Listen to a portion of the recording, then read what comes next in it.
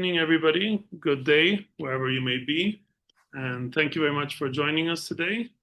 We're very happy to welcome back Malcolm Smith, Ācārya Malcolm Smith, who joined us, I believe it was May 2021, where he gave a talk about Garab Dorje for Shangshung, UK. So we're very happy to welcome you back and welcome everybody. Glad to be back. Thank you, Malcolm. And today we're going to hear more about the Gyur Tantra, which the founder of Shangshung, UK, Chojanam Kainorbu, often spoke about and taught about and gave much importance to.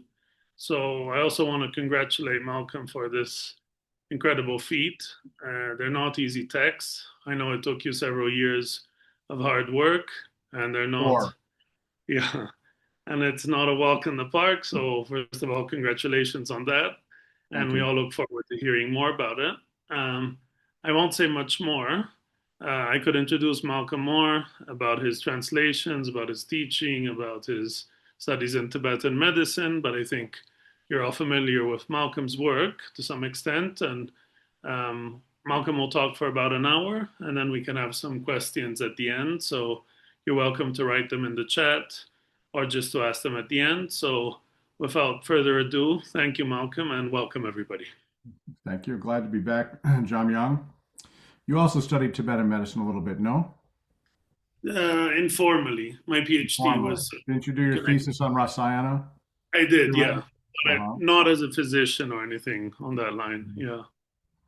I see. Well, there's a lot of Rasayana in the Gyur. It's one of the main subjects. Anyway, you have a list of questions there, so we might. I do exactly. I forgot. I said thank you, Malcolm, as if you were going to go on your own, but I do have. Yeah, we have exactly some questions. And first of all, in the context of the 17 Tantras, these famous 17 Tantras, what are these 17 Tantras? If you could give us some background. Sure. So in terms of the history of Dzogchen, we have to understand that according to there's three, of course, each of the three series of Dzogchen has its own history. They don't agree necessarily in all particulars, but that's fine. For example, in one of them, it argues that the reason why Dzogchen was brought to Tibet was because Padmasambhava left a bunch of some Dzogchen texts in the possession of King Trisung Detsen, but Padmasambhava did not give the transmission for these texts, and so Trisung Detsen, wishing to receive the transmission of these texts, sent Vairochana and Legdrup to India to recover the transmission of the path beyond cause and result. If, of course, in the later Dharma tradition, we find out, of course, that is contradicted, and the later Dharma tradition holds that Padmasambhava did teach in a very limited way Dzogchen to a few select disciples, but also in general, Tibetan history overall maintains that Dzogchen was really introduced to Tibet by Vairochana and Vimalamitra.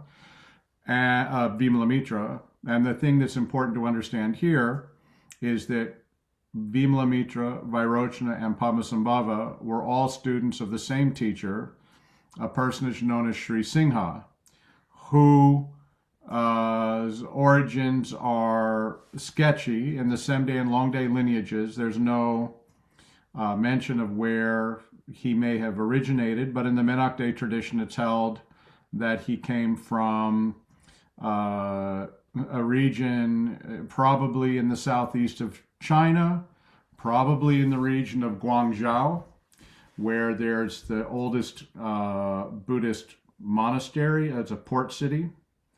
So in any event, but this is all quite speculative where Sri Singha is actually from. But in this day, we can understand that this is fine because we know that Atisha traveled to to Java to study Mahayana there. And we understand that in the ancient world, people were quite mobile and moved around quite a bit. So the idea that there would be a Chinese scholar living in Vajrasana where he met Vairochana is not, and plus New Sanskrit and Hindi or local dialects, this is not an unusual thing. So when we start with the origin of Dzogchen teachings and what the 17 Tantras are, we have to understand that really now what we're doing is we're pushing our timeline back to the first eon. Many people don't understand or don't know that when we, in a conventional level, when we talk about the origin of Dzogchen teachings, actually there was in the previous Mahakalpa, and a Mahakalpa is made up of 64 minor kalpas. In the previous Mahakalpa, there was a person who achieved Buddhahood after studying under 4 different Buddhas. And their realization of Dzogchen fundamentally provided the seed for the emanation of the Saṃbhogakāyas and Nirmānṇakāyas, which were responsible for the propagation of Buddha Dharma in its entirety in this particular eon. So Dzogchen is making the claim that the original Buddhist teaching, period, in this eon was the Dzogchen Tantras, the 6.4 million shlokas. A shloka is a 14-syllable Sanskrit verse. So that's how we understand this term. So sometimes you also see 6.4 million tantras of Dzogchen, but in any ways, the detail's not that important. So as the first Buddha of this particular this Mahakalpa was Keu Nangwa Dampa Sammi Khyab, which translates roughly to the child inconceivable sublime appearances. We don't have a Sanskrit origin. We don't have a Sanskrit translation for this that's reliable. So we just refer to him as Nangwa Dampa. Nangwa Dampa also didn't teach, and we also have to understand in this scheme, there are 12 teachers. Now, Northern Rinpoche, he added a 13th teacher, Tongpa Shenrab, out of respect for Shangsheng Yenjud.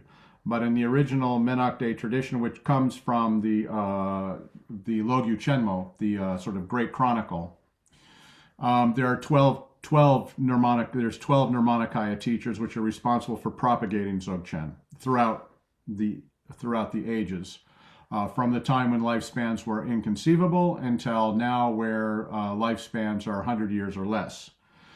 So, the first of these teachers was Nangwa Dampa, and as a omen of his teaching the 17 Tantras, there was a firmament of 6.4 million stars.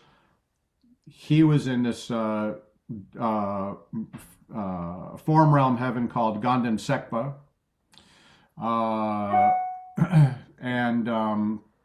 In general, 17 in the Drata Gyur commentary and Root Tantra, it specifies that 17 of these stars were brighter than the other 6.4 million stars, as a kind of an omen of the importance of the 17 Tantras.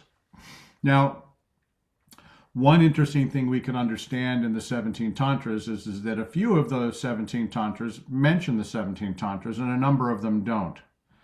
And one of the things that people always have difficulty with when we're talking about revealed texts is publication dates. So we can quite clearly state that prior to the revelation of the 17 Tantras by Dangma Lungyel, sometime in the early 11th century, no one knew about the 17 Tantras except for maybe a couple of people. So what happened was, according to the traditional history, is that, and this is also supplemented by my studies of the oral lineage written down by Longchenpa and his history, we can understand that Garab Dorje gave these teachings to Manjushri Mitra. Manjushri Mitra divided them into the 3 series. Manjushri Mitra could not find a suitable disciple, and so he hid all of these texts underneath a boulder to the northeast of Vajrasattva. After some time, he met Sri Singha. This is according to the Menakde and Longde lineages. The Semde lineage has 21 teachers who are all contemporary with each other in 3 groups, basically. So the timeline is about the same. It seems like 21 generations is a long time, but it was actually like 3 generations, so 75 years. But then, of course, according to the ancient Tibetan idea of longevity, I figured it out, but I forget exactly when it was. But anyway, Garab Dorje was born something like 95 years prior to the Common Era, or something like that, according to, if you go by the timeline given by Shantung Tashi Dorje. Not Norbert Bichet places Garab Dorje's birth at 55 AD for his reasons. Western scholars want to place Garab Dorje sometime at the latest in the earliest in the mid 7th century, probably. Anyway, these things don't matter too much. The main point is Garab Dorje gave the teachings to Manjushri Mitra, who hid them. He taught Sri Singha for a very long period of time. When he passed away, he told Sri Singha where he could go dig up the books. Sri Singha then carried these books to what I think is in Guangzhou in China. He concealed them in a pagoda there, returned to India. And the reason why both of these masters didn't give these books to anybody is because they couldn't find a suitable disciple. Sri Singha returns to India, meets Jnana Sutra, Vimala Mitra first, and then Jnana Sutra. He teaches Vimala Mitra basically a number of these, a bunch of Dzogchen, but he decided that Vimala Mitra was not suitable to receive the Nintig teachings, and so then he met Jnana Sutra, who he decided was suitable. So then when Sri Singha passes away, Sri Singha tells Jnana Sutra to go to China to recover all of the Dzogchen Tantras and return with them. Jnana Sutra does so, passes on the transmission to Vimala Mitra. Vimala Mitra then is invited to Tibet, conceals a number of Tantras in Kashmir, continues on into Tibet with his remaining bundle of books, looks around, decides that a Zen practitioner named Yangban Tenzin Zangpo is really the only suitable person to teach Dzogchen to. Gives this sort of cache of texts to Nyamben Tenzin Zangpo, but not everything. And that's where the Vimanintig comes in. Nyamban Tenzin Zangpo then again conceals all these texts in a temple to the north of Lhasa, passes on the oral lineage to Beilo de Wangchuk, and a little hand manual that he wrote about teachings. Beilo de Wangchuk then transmits the lineage to Dro Rinchen Bar. Dro Rinchen Bar understands that the son of the caretaker of the Shwa temple, Dangma Lungyel, who's a senior monk, Neten, is the actual predicted owner of the 17 Tantras and their ancillary literature. Basically tells him where he can find the texts in the Shwa temple concealed in a pillar. Dangma takes them out, looks for a suitable person to give the transmission to, and eventually, about 15 years later, runs into a young man from the Mongyul district named Senge Wangchuk, who happens to be a Tibetan physician. In those days, Tibetan physicians started really young. You usually start training when you're 8, and by the time you're 15, you're qualified to practice medicine. As like, for example, Punsok Wangmo. That's how her at least that's how her Namtar is going to read anyway. So in any event, we have this idea. Chetsen Senge Wangchuk then splits the text lineage from the oral lineage. He gives the oral lineage, that is the oral communication of the meaning of Dzogchen teachings, to one person who is a Repa. And this Repa actually lives earlier than, or is an early contemporary of Milarepa, meaning the Repa phenomenon wasn't started by Milarepa. It was something that was happening in Tibet already. It was an autochthonic movement,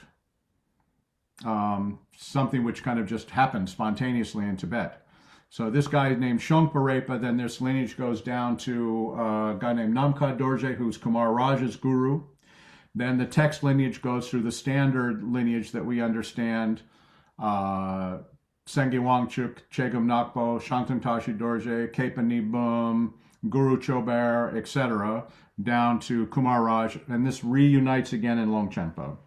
So the point I'm making here is that we have to understand the context of this, because the 17 Tantras were unknown to anybody in Tibet except for Dangma Lungyel prior to around 1060. because the 17 Tantras were Chetsen Sengi Wangchuk received the 17 Tantras from Dangma Lungyal after Atisha died. And there's a claim made in the Great Chronicle that actually Atisha's realization was a result of practicing Dzogchen. So another sort of supersessionist or triumphalist claim. So we have this, I mean, and to go into all of the details and depth of the historical context of Dzogchen is way beyond the scope of this talk, but I have written about this a little bit in various introductions of books that I've published. So the 17 Tantras themselves, 7 are the most important. The reason why the thal gyur is so important, and the reason why the Nintig tradition coalesces around the thal gyur, is that unlike the other 17 Tantras, which don't have any history per se, the thal gyur Tantra itself actually gives a prediction about the lineage, beginning with Vajraprahe. This is how the thal gyur renders Garab Dorje's name in Sanskrit.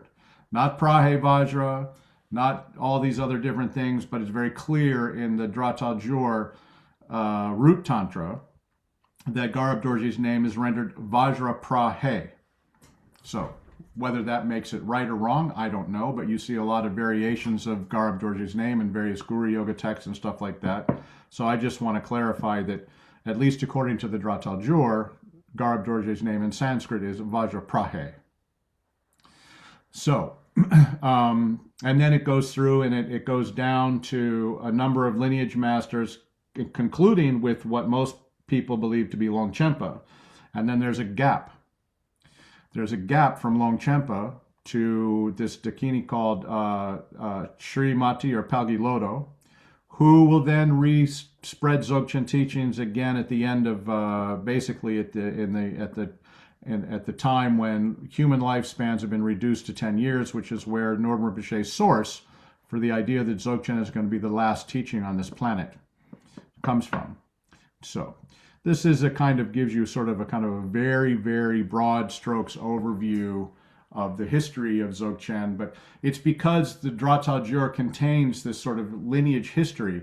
It contains an account of the origin of the teachings. It also contains an account of the destruction of the teachings. It basically gives an overall historical timeline for all of Buddhism, not just Dzogchen. Because as I mentioned earlier the thal gyur, from its own point of view, was the very first teaching that was given by Nangwa Dampa. And then Nangwa Dampa also gave the other Dzogchen Tantras. And of course, Garab Dorje was a bodhisattva who was in his retinue. If you look at many of the 17 Tantras, when they analyze, who was in the retinue, you almost always see the bodhisattva Garab Dorje was present and listened. So that's how it is that when Garab Dorje was 35 years old, on Dhanakosha Island, supposedly, according to some, there's a distinction between Saṃbhogakāya Vajrasattva and teacher Vajrasattva. The teacher Vajrasattva supposedly downloaded, according to the traditional accounts, downloaded all of the Dzogchen Tantras to Garab Dorje, taught him, and then Garab Dorje wrote them down on blue paper and gold ink. Or on gold, yeah. It's kind of like, sort of the Mormon Book of Moroni written on gold plates that was discovered by Joseph Smith, like that. But anyway, so we have Tertons in the West too, So anyway, not that we really have that much faith in them, but just bears mentioning. Okay, so anything else you want to know? Yeah, thank you, Malcolm. Thank you for this overview of the lineage and this detailed list of names. And how do you fall into it? As to say, how did you get involved in this project? How did it come into being? And if you can tell us more about your own personal story with this project. Well, I won't start with where I was born, that's for sure. But anyway, this started because I did, these Katok Situ's library of rare Dzogchen texts was collected by this guy named Khenpo Jamyang, and also by Khenpo Munsel. It was collected by Khenpo Munsel and then published by Khenpo Jamyang. There's a couple editions of it. That's the Kama Shinto Gepa, the extremely large Kama collection. Originally, David Germano got a copy of this and brought this back to the University of Virginia. He eventually made it available through what used to be known as TBRC, the Tibetan Buddhist Resource Center. And in there was a collection of commentaries on the 17 Tantras. There are 6. One of those commentaries was on the thal gyur. So naturally, because I'm interested in Dzogchen, and I started looking at it and trying to read it. And then I guess in 2012, maybe my dates are wrong. Anyway, Norbert Bichet finally published his edited version of the commentary that he had sort of edited out of the what they call the Chakpe, the handwritten manuscript of the 5th Dalai Lama. And so he kind of collated the two and tried to balance them against each other. Where parts were missing in one, he tried to supplement it with the other. And so then, of course, I asked him for permission to get the manuscript from Jim Valby, who kindly forwarded it to me. And then I started more earnestly working on a translation. And I had when I'd heard that Enrico Dell'Angelo was going to head up the project of translating the thal gyur, at this point I was already translating the Rikpa Rangshar, the Rikpa Rangdrol, and working on the commentary to the Ige Mepa and the Blazing Lamp, the Drunma Barwa, these ones. I had worked about 75 pages of the original of translation, and I heard that Enrico Dell'Angelo was going to work on it, and I ran into to Elio Guarisco in the airport at Tenerife in 2015, and I said, I hear you guys are working on this. If you want my preliminary, I happily send it to you. He didn't, but that's okay. Then of course Enrico passed away tragically. Then of course Elio passed away tragically. And so then Adriano Clemente, he rang me up and asked me if I was still working on it. And I said, well, I put off working on it because I was out of respect for Shangsheng. I wanted to let them do their thing first. He said, now no one is working on this. So he encouraged me to go ahead. So knowing that this is really the most important work, in some ways, I think Norbert Bichet regarded his, the thal gyur as being the most important, one of the most important texts he edited besides the Dorsem Namkai literature. So I felt very honored that Adriano encouraged me to go ahead, humbled, because I don't consider myself the greatest scholar or translator in the world. And so I started all over again from the beginning with my partner, Osa Manel. And then we together worked for 4 years on bringing this manuscript to some completion. And finally, last December, we submitted the manuscript to Wisdom, and now they're presently editing it. Now, my translation, it's not full of footnotes like many people's translations are. So, to some extent, the manuscript by itself in a PDF is well. Let me see. I have it right here. The manuscript by itself in PDF, the Root Tantra is 285 pages, and the commentary is 983 pages. So if I were to add too many footnotes, this would just be an unmanageably large book. So most of the footnotes are just notes, not necessarily to myself, but some technical terms that people may not be familiar with from Sanskrit. The footnotes in the Root Tantra are strictly variant readings, but the readings I've chosen based on the commentary, or sometimes based on just common sense, because we use 3 different versions of the Root Tantra. kind of arbitrarily. We selected the Samdrak edition because the Samdrak edition has the most accurate title according to how the title is parsed by the commentary. So in the root tantra, it's very boring. The footnotes won't mean anything at all to people who don't read Tibetan. We may in fact just make them endnotes because they're just really just for specialists.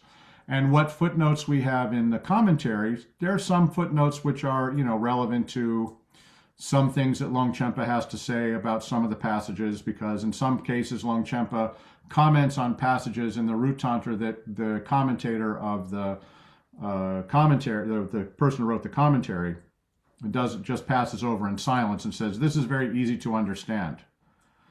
But there's a number of passages in the commentary where it says, this is very easy to understand. And I'm sitting there going, what? Yeah, for you easy to understand, but for us, maybe not so easy. So anyway, so that's sort of the state of the translation. But nevertheless, my hope is that this translation will create a solid basis for people to do more research, and maybe somebody will demolish my translation, eviscerate it, write a very hostile academic article explaining all of the places where I made mistakes, because that's how people are. But anyway, I did this translation mainly for practitioners. Just so you know, that's my idea. So hopefully I did an okay job. We both of us, because I don't alone take credit for this. Osa's contribution was it was extremely important. She went through the whole everything word by word, and then the commentary, and edited everything. So made sure that I, didn't miss any passages, and so on and so forth. So it was very much a team effort, and it continues to be a team effort because now it's in the Wisdom's editorial hands. No one publishes a book by themselves. It's always a huge team effort. Yeah. Thank you, Malcolm. And can you tell us specifically about the history of the Dzogchen Tantra and the commentary, for example, who wrote it, if there's a clearly definable author of the commentary, and why it was written? Well, so it is attributed to Vimalamitra.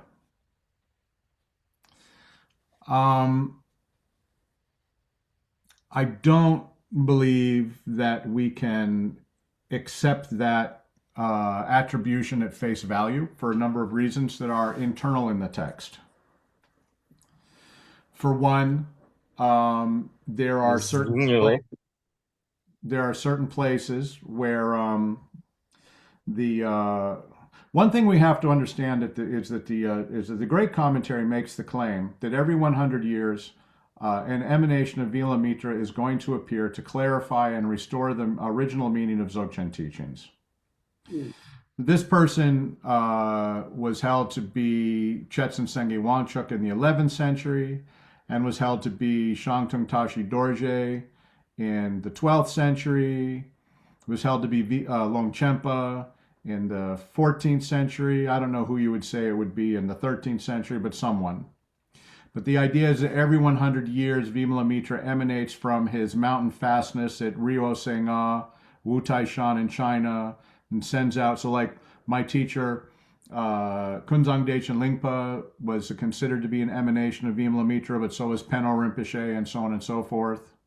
That I personally consider that Chogyal Namkhai Norbu was a kind of a emanation of Vairochana because of his importance in restoring Semde and Longde to its rightful role as being. So our teacher, he didn't explain that Semde is like this and Longde is next, and then he explained all three yanas, all three series have the same meaning. They have just different emphasis and focus. So I believe that, and in particularly the more I study Semde texts, particularly the Dorsem Namkai Che, the more I understand that just like the Dratal, well, we'll get to that in a minute, but the meaning is the same, and then I'll focus on a later part of this talk. But yeah, so the Dratal Gyur itself is basically a list. It's really not that fun to read. I mean, there's parts of it that are very meaningful, but a lot of it is just lists. And if you don't understand, I remember the first time I heard Norman Boucher talking about it in 1992, before he got his hands on these commentaries. He admitted right there, you can listen to it in the SMS retreat, and he said very clearly, there's many parts of the Drata Gyur I do not understand. You just can't understand it just through reading it, because lots of it are just lists of words. What's amazing is that somebody actually kept this list of words in their head and had been given these teachings and was able to write down the meaning of these lists of words in an intelligible way. That's one of the most remarkable things about the commentary, is the fact that it takes this very terse, very difficult to read text and expands it into a meaningful document that that you can actually use in your practice. So no, for many times, and also this commentary was vanished for centuries. I remember Norman Boucher when he was talking about the commentary, when he sort of published the commentary, and he mentioned that prior to this, these two manuscripts being discovered in the Drepung Library and in Katok Situ's library, no one, meaning not really no one, but almost nobody had any idea that this commentary, or that these 6 commentaries survive, which comment on these 6 Menakte Tantras, in particular the Drata Gyur. So this is probably the most important commentary. I would say that this commentary, along with the commentary on the Blazing Lamp and the Yigimepa, as well as the Drunma Barwa, those 4 commentaries are the most important commentaries we have on Dzogchen, point blank, in addition to the commentary on the Dorsam Namkai Che by Sri Singha, which I've also translated and plan on publishing. I would say that this is, I really don't think there's any more commentaries that are important. So in terms of who wrote the text, I think it was probably written by Kepa Nibum. And I think the attribution to Vimalamitra was an honorary. So like, for example, in India, we have many generations of teachers called Ācārya. Plus, there's 4 Ācāryas in different places in India who each hold the seat of Ācārya. Then we know that in Indian Buddhist tradition, we have many Nagarjunas, beginning with the original Nagarjuna, then we have Nagarjuna the alchemist, and we have the Tantric Nagarjuna, because at that point, Nagarjuna became a title, not a person. I personally think that these Vimalamitra commentaries were written, and the attribution to, let me give you another example. So in Longchenpa's, there's a text called the Dzogchen Chuchikpa, the 11 Topics of Dzogchen, which I translated as part of, under the title of Buddhahood in This Life. The text was originally written by Kepa Nibum, and it shows up in the Gongpa Zongtal cycle of teachings as the oral tradition of Vimalamitra. It also shows up in the Lama Gongdu of Sangye Lingpa, exact same text, down to the letter. This was pointed out to me by Sten Anspel, who's a very good scholar. So we have this text that was incorporated into 2 different Dharma cycles. It was originally written by Kepa Nibum. In both cycles, this text is attributed to Vimalamitra. Longchenpa has a shorter version of this 11 topics text in the Vimanintig, and at the end of that text, he refers to the 11 topics as being the oral tradition of Vimalamitra. So we can understand then that the 11 topics of Dzogchen, which actually come from the last chapter of this Tantra called the Mutik Trengwa, the String of Pearls, or Garland of Pearls Tantra.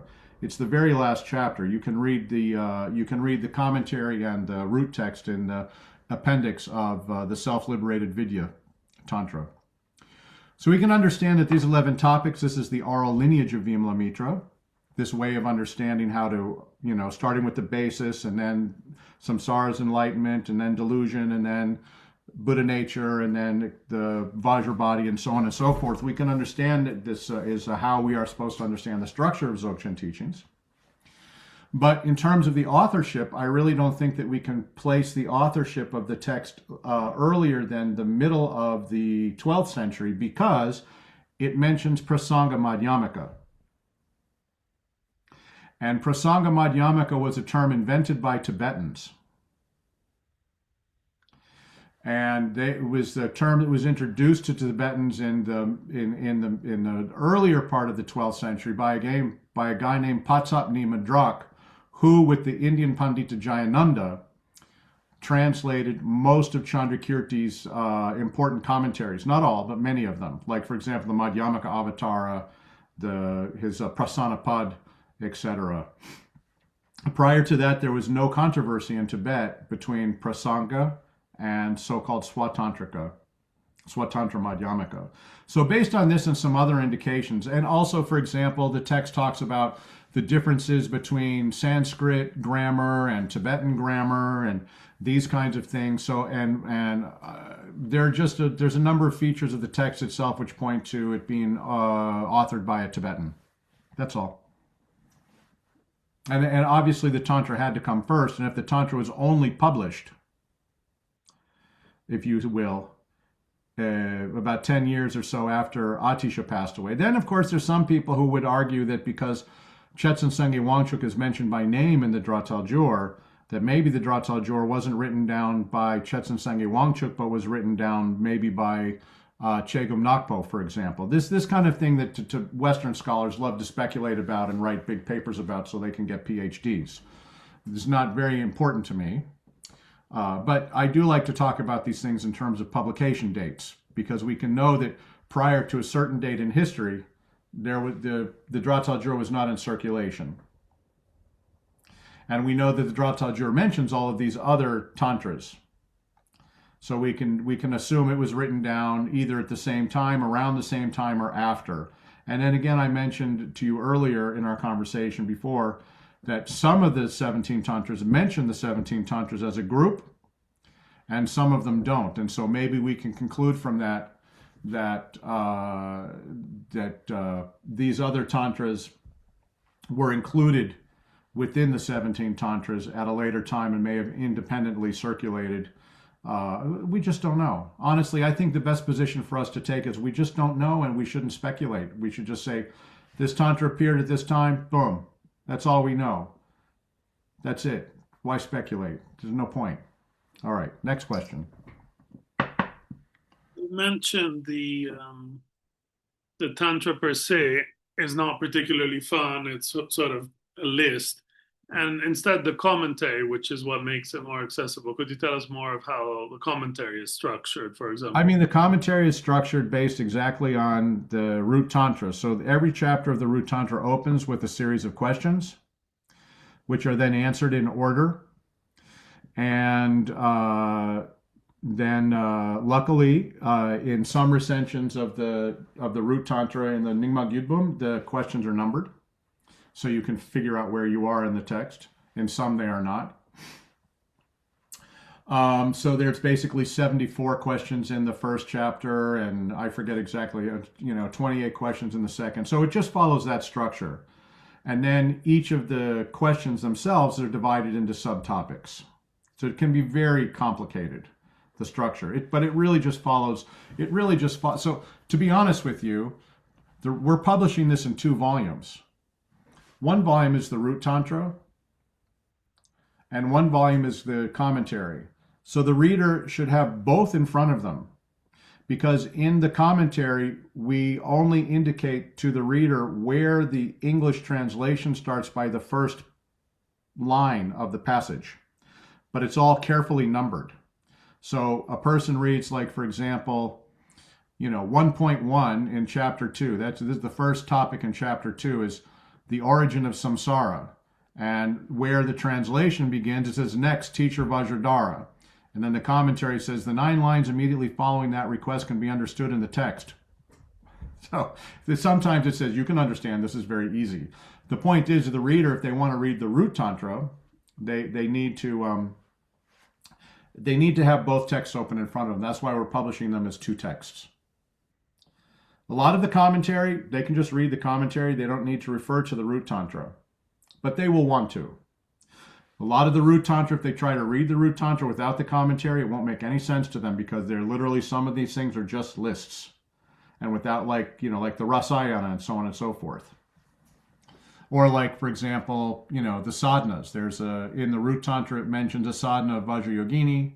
It mentions a sadhana of Ozar Chenma, which is not the practice that we have now. The mantra is given, so in the commentary, these sadhanas are actual texts that existed at one time that people practiced.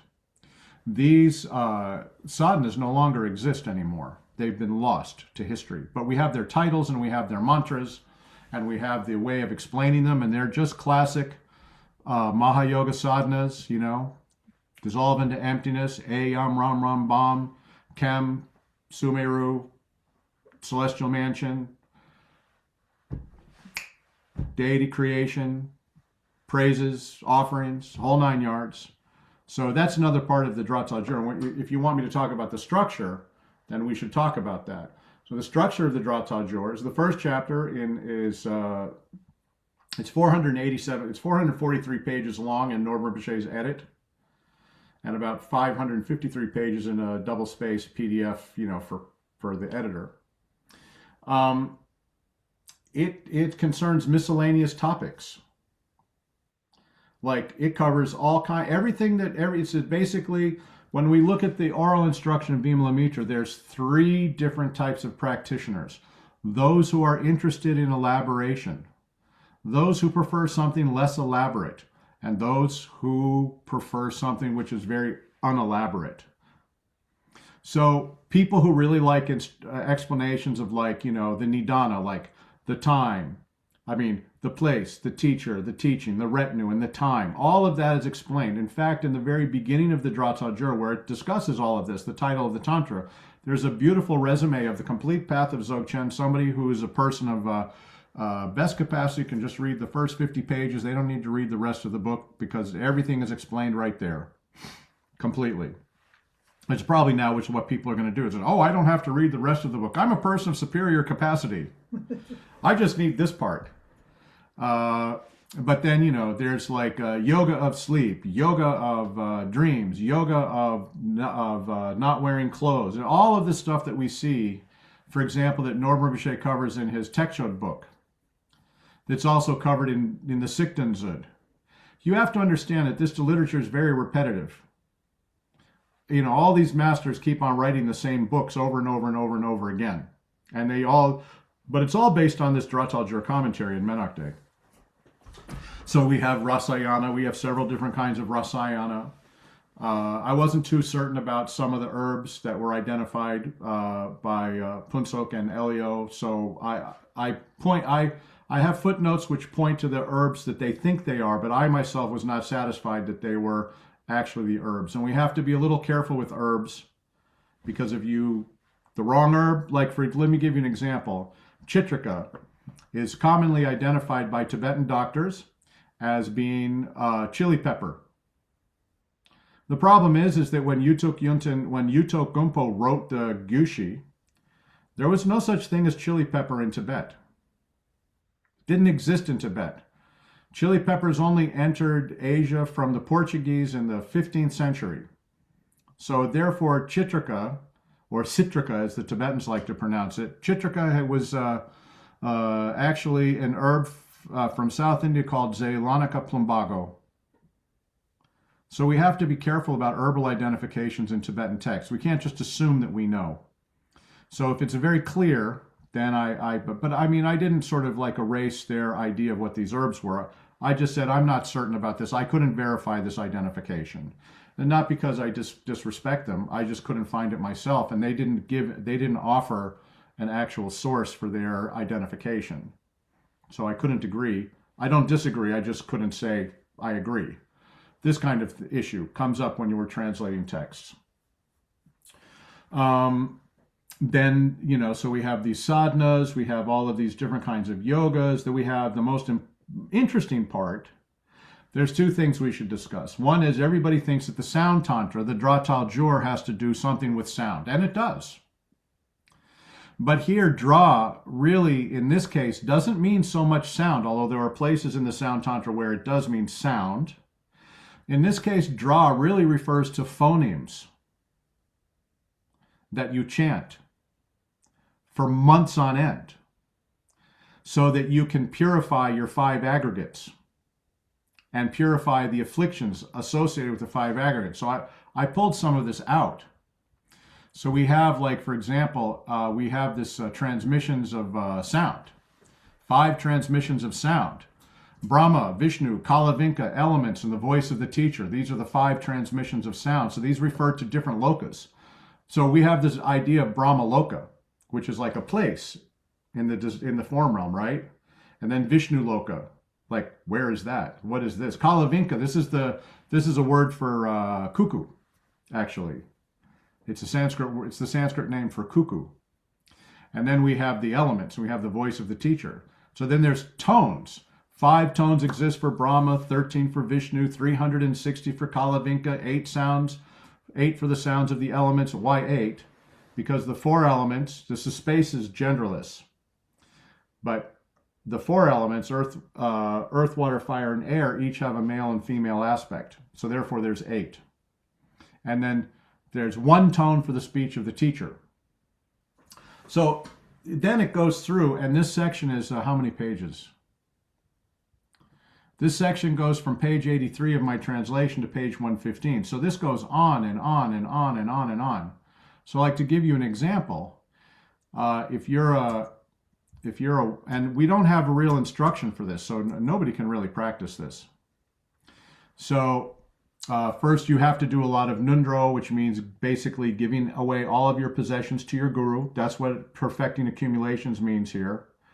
It's not just doing a mandala offering. It means you basically give everything you have to your teacher and you go away to a mountain retreat somewhere, which most people these days aren't willing to do. You can barely get people to give you $10. So, and then it says, and then if your guru isn't present, then all of your food and enjoyment should be given to your Vajra siblings. And how many of us are willing to do that? Almost nobody. So then if you can't get that, then you have to offer your food and enjoyments to a person who has definitely attained mantra siddhi, and they're very hard to find. I don't know many people who have a mantra siddhi. Then, or then a bhikshu who has good discipline, so on and so forth. There's like a heuristic here.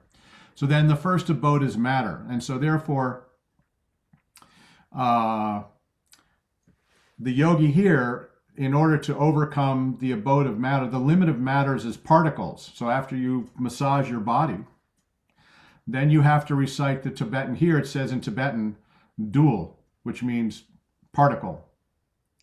So I guess in English, we would have to recite molecule or atom without interruption.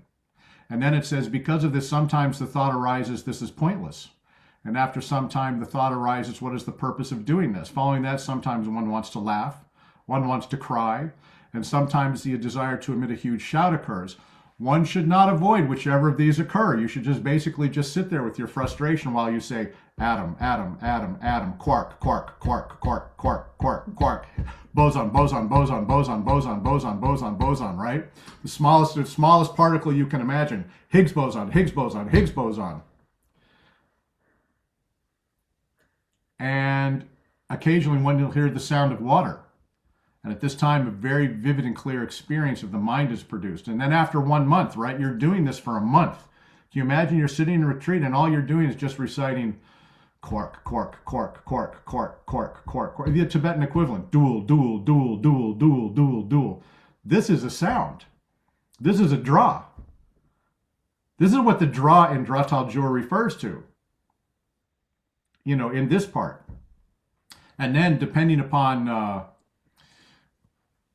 you do this for, like, you have 5 aggregates, so you keep on doing this till you exhaust all of the afflictions on your 5 aggregates. If you're an earth yogi, earth element yogi, then you train in the exhaustion of pride with the abode of sensation. So you go through different yogis have different aggregates that they work with, and they have different sounds that they have to recite. Not all the same sound. Everybody has a different sound based on your elemental calculation. Fortunately for us, the key manual that teaches us actually how to practice this is missing. It's called the Manual of the Key Points of the Four Elements. It's missing, so we can't actually do this practice because there's certain things that we need to understand from this manual so we can't, luckily. But anyway, it just goes on like this, and then we have like the Vishnu Loka again. Let me see, the Vishnu Loka. We have sounds in the Vishnu Loka. We also train of the five sense organs in the Vishnu Loka, trainings of breath. This one is more like sound. You basically use any instrument one likes, such as venas, flutes, drums, sitars, tablas, hars. Great. I don't know what a har is. I couldn't figure that out. But anyway, the key point here is breathing very slowly, merging sound with the breath, directing the mental organ to the ears, and then in 1, 2, or 4 months, some signs will arise in one's body and voice. So this is based on the Vishnu Loka, and then we have pure training in smell, also eyes, etc., like that. Then we have training with the chakras in the Kalavinka Loka. So that's very interesting. So we visualize our chakras, different colors. We do massage. We actually pop our joints, pop our fingers. That's part of the practice. Rotate our arms, saying various different syllables. It just goes on and on. Then we have the four elements. Let me see. Then the four elements is we have a practice based on this, which there has a very beautiful discussion of the sounds of the elements, but doesn't really clarify what those are so much.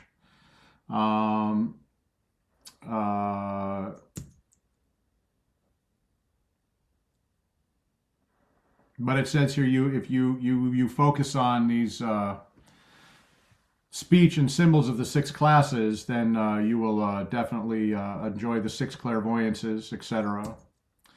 And then we have the speech of the teacher, etc. So this is like the kind of basic idea of sound in the Dhratal Gyur. Anyway, then there's a couple of other sections in there, like guidance of the 3 kayas, which is the one. It's the Rushen practice where you practice with the 4 sounds, like by sitting in the middle of a river, or sitting with your back to fire, or sitting on a place where it's windy and integrating with these sounds. That's part of Rushen practice, guidance of the 3 kayas, along with the guidance of Rikpa, Vidya, which is what we normally refer to as outer Rushen, and guidance of mind, which is what we normally refer to as inner Rushen, that is Vajra posture and the Hung practices and investigating the location and origin, location, and departure place of the mind, etc. Then there's one place in here where it goes in more detail about working with the 6 senses, where it has instructions on how to create a stringed instrument. Very elaborate, very detailed. So, I mean, the first chapter is a lot of fun, and it has a lot of stuff. So, why don't you ask me another question? Otherwise, I'm going to run out of things to say.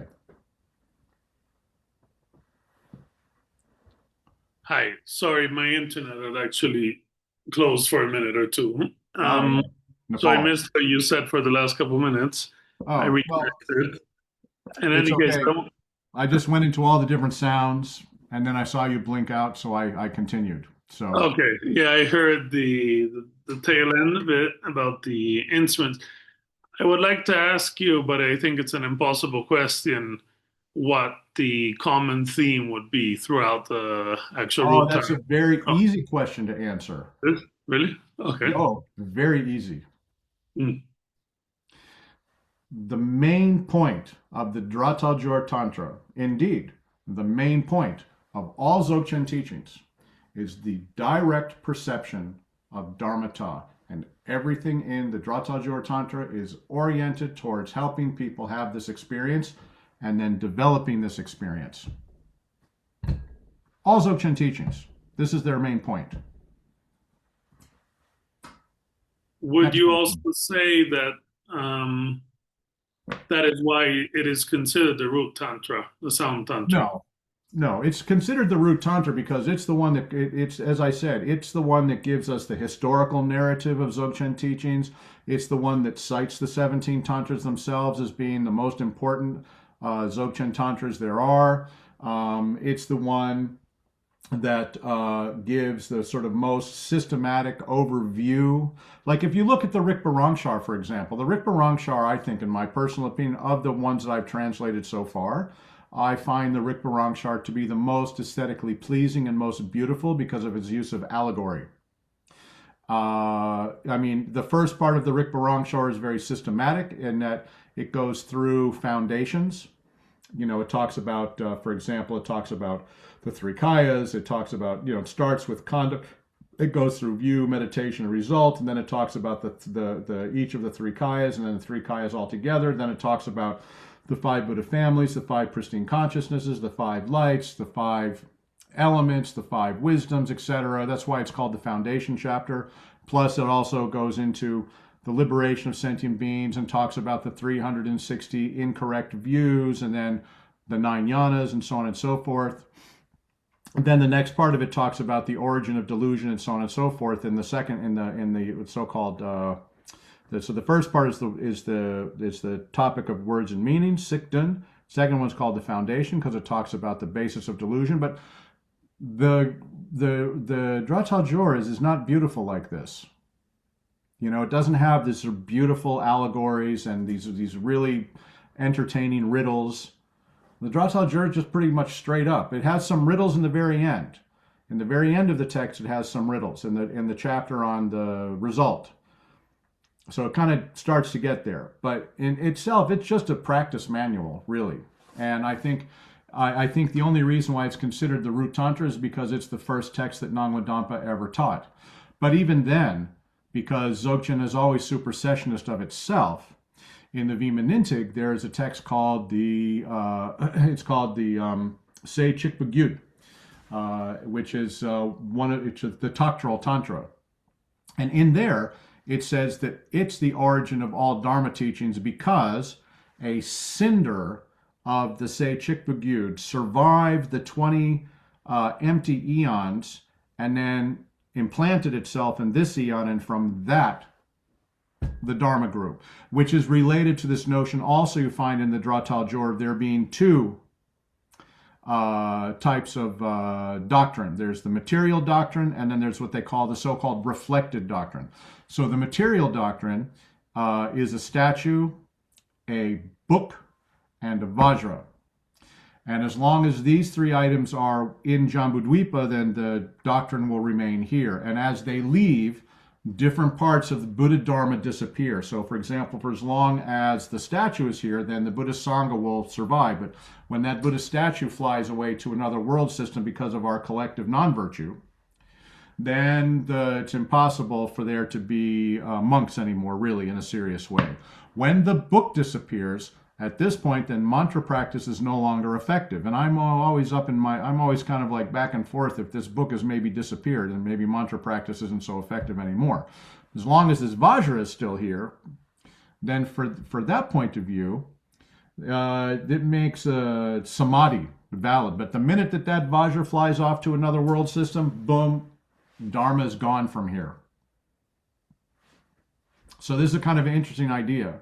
There's this material doctrine which substantially grounds the Dharma in this world system, and then this sort of reflected doctrine, the sort of emanational doctrine that is enabled by these physical relics. It's a very interesting idea. So this idea of the cinder of the Dharma, the seed of the Dharma that is provided by the Se Chikpa Gyur, the single son of all the Buddhas, it kind of is reflecting this idea. Thank you, Malcolm.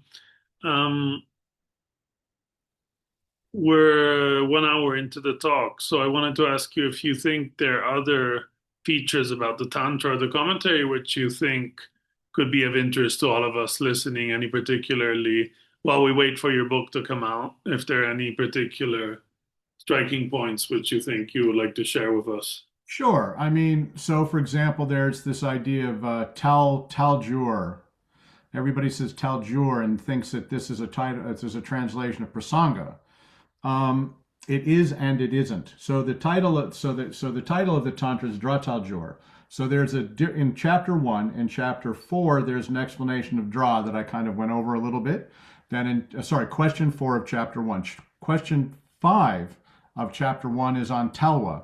And this what goes into the 13 dimensions and Buddha fields where Dzogchen teachings still exist, according to the Dra thal gyur, which is people find this very fascinating, particularly with Northern Rinpoche dreaming of aliens that are like 6 foot tall and have 4 eyes and wings and 4 arms and are covered in blue purple fur.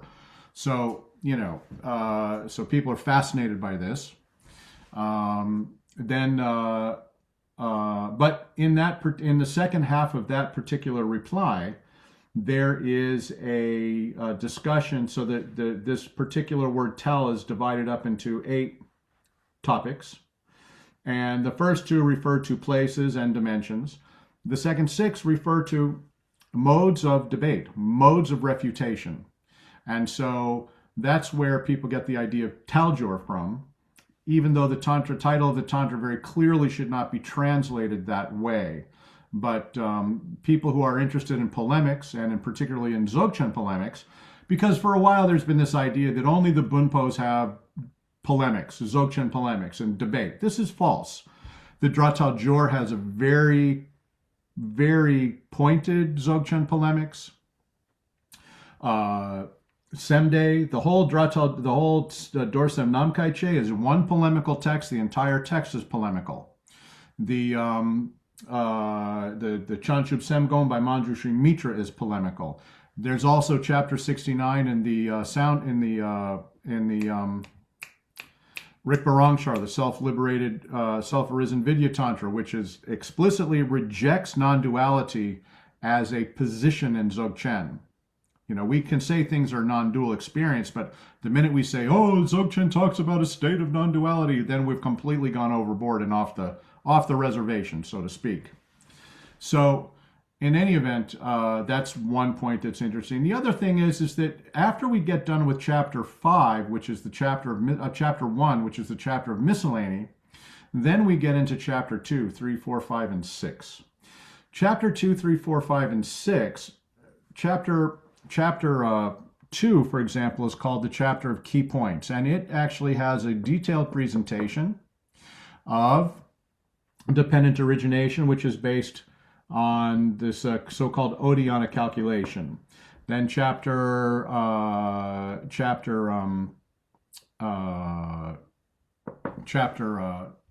3 is on Yeshe, pristine consciousness. It goes in a very detailed way through the 10 different types of pristine consciousness. The 3 pristine consciousnesses of the basis, essence, nature, and compassion, the mirror-like pristine consciousness, and so on and so forth, as well as the 2 types of omniscience. Then chapter 4 goes into Dharma, which really then begins to drill down into what topics which are more familiar from Togol. Then chapter 5 is on view and meditation. And so a lot of people are going to turn right to chapter 5 and skip the whole rest because they're people of a superior capacity who don't need any elaboration whatsoever. And then chapter 6 is on the nature of the result. So one other point which I didn't have a time to really discuss is this very important concept of calculation, which occurs in every part of the Dra thal gyur. This calculation is based on the 4 elements, divided into 3 phases, spread out over 12 years. And so I don't have time to resume that for everybody, but in general, we have 12 animal years, beginning with mouse or rat, depending upon your preferred term, finishing up with pig. And so anyway, the Bunpos like to call ox elephant, and they like to call bird Garuda rather than rooster. That's a Bunpo quirk. But anyway, so if you're a Bunpo, you don't have to be an ox, you can be an elephant, because it's long, right? So anyway, the main point here is that then in this order, beginning with rat through tiger, you have water. Beginning through rabbit through snake, you have earth. Beginning from horse through bird, you have you have fire, and then the remaining are air element. So, and then each of these, the first of these is the spreading phase. The second of these is the first of these is the gathering phase. The middle of these is the spreading phase. And then there's the leveling off phase. And then there's a fourth phase of the elements, which is called disturbed. But that's not part of your characteristics. So that just gives you kind of, this is a very fascinating topic. And I could do a whole lecture on the calculation of the Oḍḍiyāna calculation is what Longchenpa calls it. It's a whole, because it's all spread throughout the entire commentary. Okay, maybe people have questions. Thank you, Malcolm. And yes, indeed, if anybody has questions, please join. Don't be shy. You can write them in the chat. You can ask directly for any questions.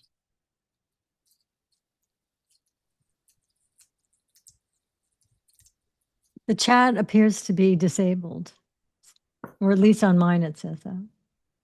Sounds like Marcia, but maybe not. Yeah. Chat, let me see. Boom, boom, boom, boom, boom. Can I ask a question? Yes, go ahead. According to the at least from the Supreme Source, I read that the Taojo was spoken in the language of the birds. Yes, originally in the great commentary, it mentions that the Dratha Gyur was spoken in something like a bird language, because these are devas living in the deva realms. So they didn't speak any kind of human language. So we have to understand that what we have in front of us, the manuscript, this is very common in Buddhism. For example, it's held that the Lotus Sutra was taught a gazillion eons ago by the Buddha. Prajnaparamita, all these sutras have always been taught and will always be taught. The sutra titles are kind of like topic titles, right? Prajnaparamita, and has a long and short versions.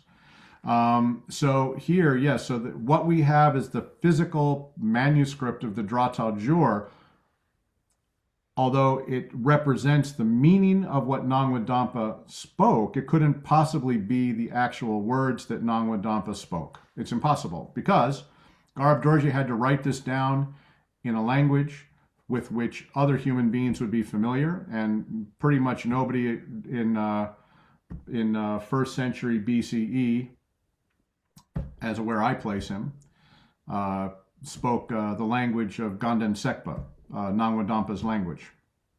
So, to answer your question. Thank you. You're welcome. I can see, somebody said, can you see this? I can see it. Yeah, I think I've managed to okay. make it for everybody. So now you all can reply and write. All right. Communicate. So, when is your book due to come out, Malcolm? well, hopefully as soon as possible, but probably winter, spring 2027 at this point. At which point, then I will start doing my best to explain it, which will be the footnotes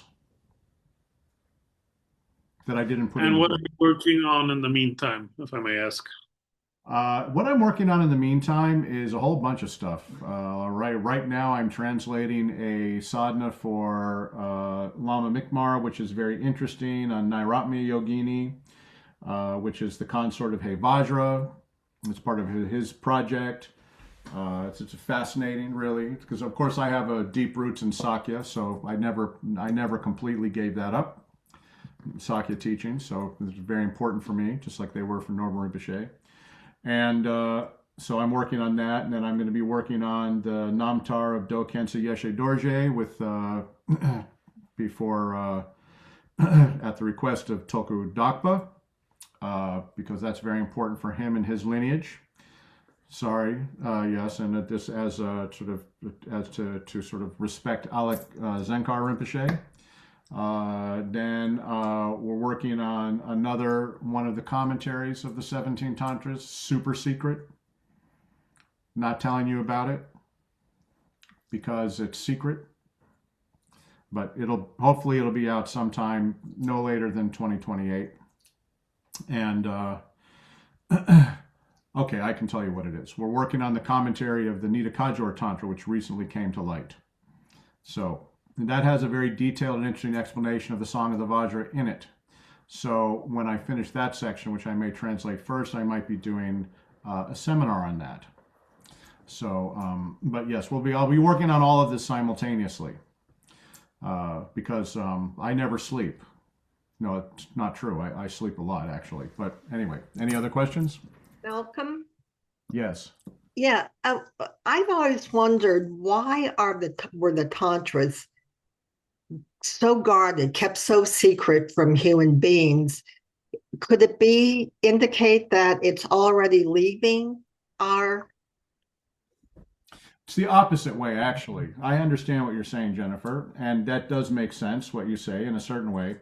The reality of it is that originally, according to the Indian tradition, like, for example, the Kala Chakra Tantra, the Chakrasamvara Tantra, the Hey Vajra Tantra, all were like these massive texts in 500,000 shlokas.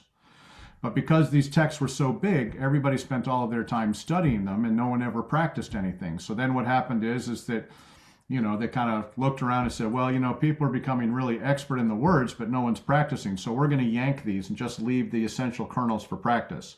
Now, when it comes to Dzogchen, because Indian Buddhism is very much involved in the notion that liberation comes from cause and result, even those Dzogchen teachings, there's a little bit of karma mudra practice in the commentary of the thal, gyur, which is just basically the same as karma mudra practice in every other Ācārya yoga tantra. It's no different, actually. But this idea that Dzogchen is a liberation, is free from cause and result, is a very what's the word I'm looking for? Subversive. It's extremely subversive to a whole monastic and social system and religious system which bases itself on the accumulation of merit, sort of cultivating virtue, avoiding non-virtue, knowing your mind, as the Buddha had said in one of the Vinayas. And so the point here is, quite honestly, is that Dzogchen is subversive of this kind of cause and result based notion of liberation. This is why the Dzogchen Tantras were kept secret. Now, Ācārya Yoga Tantras were kept secret because they were quite transgressive. They transgressed normative Brahmin values. And of course, everybody in Indian society looked up to the Brahmins. So we have like doctrines, for example, of Sonam Semo, the Lupan Sonam Semo, who is the one of the 5 founding Sakya masters, who wrote this book called the Gudi Chinam, and he explains that the 4 conducts of the 4 different Tantra divisions, from Kriya Tantra, Charya Tantra, Yoga Tantra, and Ācārya Yoga Tantra, were actually taught in order to teach a conduct that would be acceptable to a given caste or varna, color of people. So Kriya Tantra is very heavily ritual oriented and also purity oriented. You have to wash and you have to be a vegetarian and avoid onion and garlic and menstruating women and so on and so forth while you do your practice in order to maintain your ritual purity. Then when we move up to Charya Tantra, these restrictions are kind of still in place, but the view is more Yoga Tantra, where this appeals to the merchants. Then when we get up into Yoga Tantra, you kind of drop those restrictions on purity, but still, there's a lot of sort of emphasis on some more on samadhi. And finally, so that's like for the sort of farmer class. Then finally, for the untouchables, for the Shudras, we have Ācārya Yoga Tantra, because now we have drinking, now we have sex, now we have consuming impure substances, dog meat, horse meat. All of this is based upon Brahmin taboos at the time. So you can see that Vajrayana, like Ācārya Yoga Tantra, was quite taboo. And so this is the reason for keeping all this thing secret, because basically that's why Atisha, for example, forbid monks from receiving any of the Ācārya Yoga Tantra empowerments above the Vas empowerment, or basically Yoga Tantra level, because the secret empowerment requires receiving a consort, etc., like that. So this is why those tantras are secret. And Dzogchen Tantras are kept secret because it was going to upset the whole apple cart. And pretty soon it was going to run away from, for example, We have the famous Retsing Rinpoche, who was murdered by the Tibetan government. He was a disciple of Chatrul Sangye Dorje's. He wanted to learn Dzogchen, so he first wanted Khenpo Nakchung to come and teach him Dzogchen. Khenpo Nakchung said no. He said, study with my student Chatrul Rinpoche instead. So Redding sent a group of soldiers to where Chatrul Rinpoche was meditating outside of Samye and basically kidnapped him, sort of renditioned him into the basement of the Potala, and then Chatrul Sangye Dorje for 6 months started teaching Reting Rinpoche Dzogchen. Well, as a result of learning Dzogchen, Reting Rinpoche, who was the previous regent of the Tibet when the Dalai Lama was quite young, began to behave very strangely. All of a sudden, he was visiting prostitutes and going to bars and, behaving kind of generally like a siddha. In other words, he studied Dzogchen, and he was like, now he had some realization of Dzogchen, according to Chatrul Rinpoche. And because of this, the Tibetan government put him in jail and murdered him. So because he studied Dzogchen and realized that all of this hierarchy Sixth Dalai Lama, same thing. Sixth Dalai Lama rejected all of this hierarchy, wanted to go hang out, etc. And he was eventually murdered. Supposedly, he survived and moved to Amdo. But you can see that the Dzogchen teachings, and indeed also real Mahamudra, not like this sort of fake Mahamudra. I don't mean like Kagyu versus Sakya Mahamudra. I mean people sitting there thinking they're practicing Mahamudra like this with no realization of Mahamudra. But the realized Mahamudra siddhas, they're quite unconventional in their behavior. Like Virupa got kicked out of his monastery. The founder of the Lamdre lineage, you name it. All the Tilopa went and became a sesame grinder, which is like one of the lowest castes you can be, because sesame seeds have tiny creatures in them, and when you pound sesame seed, you're murdering literally millions of creatures by making sesame oil. So we can see then that the result of Vajrayana practice results in people who have very unconventional behavior. Also Dzogchen practice, same thing. Because even in Mahamudra teachings, you realize that actually liberation is something which is beyond cause and result. That's why Norma Rinpoche always used to say, the result of Mahamudra and Dzogchen is the same result. They're not different results. Politics of power always. Sorry, what? The politics of power.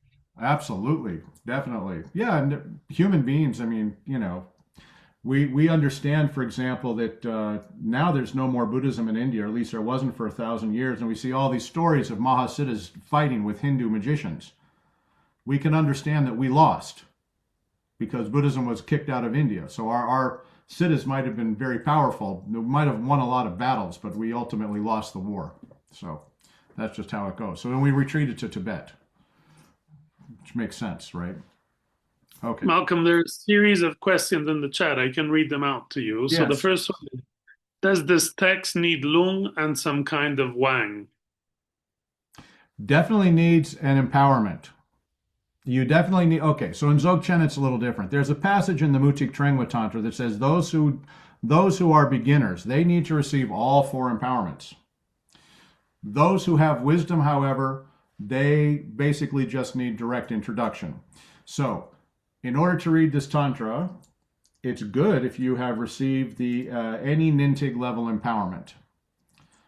Vima Nintig, Khandro Nintig, Lama Yangtik, Zamo Yangtik, Gongpa Zongtel, Ati Zabdun, Chetsen Nintig, the Tigleg Yachen written by Kensei Wangpo for the sadhana of Tigleg Yachen. Yes, any of these, sure. Then, because you see, there is no real actual continual lung of the 17 Tantras. Mostly what you should have is you should have received complete teachings on Tekchot and Togol from somebody. If you've received complete teachings on Tekchot and Togol from someone, then I think it's fine to read the Dratal Gyur, because why not? It's all just the same information. But if you can get the lung, I recommend it. Always, it's better to have the lung, even if the lung isn't continuous from the time of Garab Dorje to today, which it isn't. But still, it's better to get the lung. You'll feel happier about it. Is it a requirement? I don't know. People just read books now. They just buy them off of Amazon and read them. And You know, Tibetans do too. Tibetans just walk into Tibetan bookstores and they just buy everything. So, you know, this idea of that the things are restricted and not restricted, that ship has kind of sailed, particularly when you have teachers like Trungpa Rinpoche posting all details of Togol online on websites that you can read for like the past 25 years. What does that mean? So, don't ask me if you can read anything. Just be responsible for yourself. That's my advice.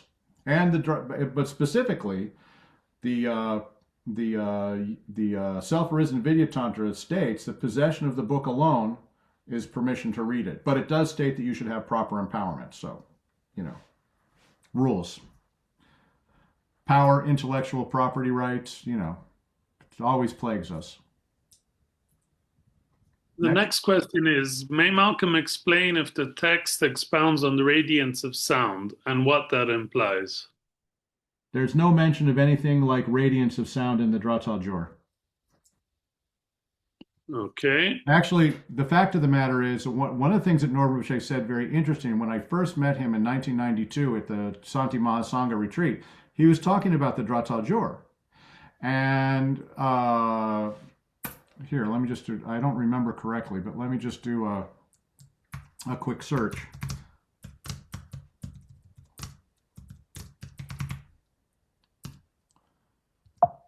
Yeah, so for example, this very important concept in Dzogchen called sound, light, and rays isn't even mentioned once in the Drātal gyur. Not even once. Norma Rinpoche pointed out that the Bunpo explanation of sound, light, and rays is much more developed in the inner cycle, in the Shangzhung Yenjud. Amongst all Bunpo Dzogchen teachings, actually, the Shangzhung Yenjud is the one that actually really develops this idea of sound, light, and rays the most. And we have this, of course, in many Dzogchen teachings. In the oral lineage, it talks about sound, light, and rays. But in terms of there being a radiance of sound, the Drātal gyur doesn't discuss this at all.